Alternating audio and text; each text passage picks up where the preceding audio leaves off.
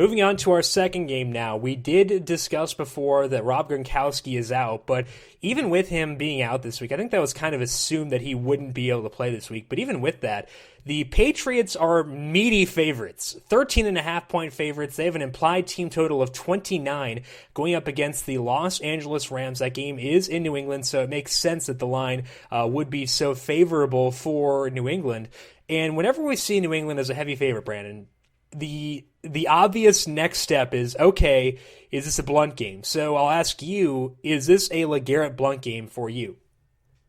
I wish I knew. I wish I could just say for sure, but he got 37% of the snaps last week. That's not enough for me to feel very confident. I don't know. I want it to be the LeGarrette Blount game, and I want to know that beforehand. That would be awesome, but do you think it's a Blount game?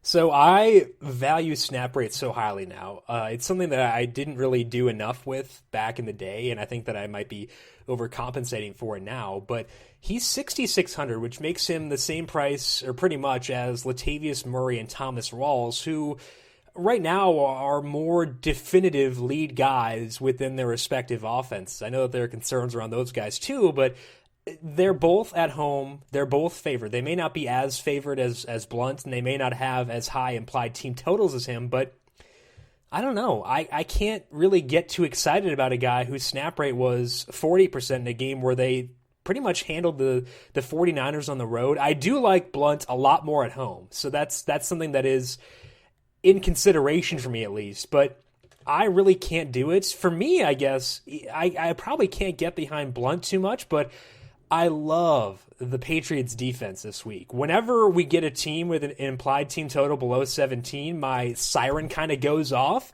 Right now, the Rams are at 15.5, which is well below that. That's a really low implied team total. And the reason that that's kind of the threshold here is I did a study last year looking at from 2012 to 2014. The average defense and special team scoring when a team was favored by 10 or more and the opponent had an implied team total of 17 or lower, in those games, that defense and special teams averaged 11.13 points per game, and they averaged a touchdown more than one in every 3 games. So I think that even if I can't use Blount, I can still get exposure to this game and a potential Blount game script through the Patriots defense. So I probably won't have Blount too much. I might have some exposure. I'm not super enthused about him because of that snap rate, but I can still get exposure through this defense and special teams, which may seem kind of backwards, I guess.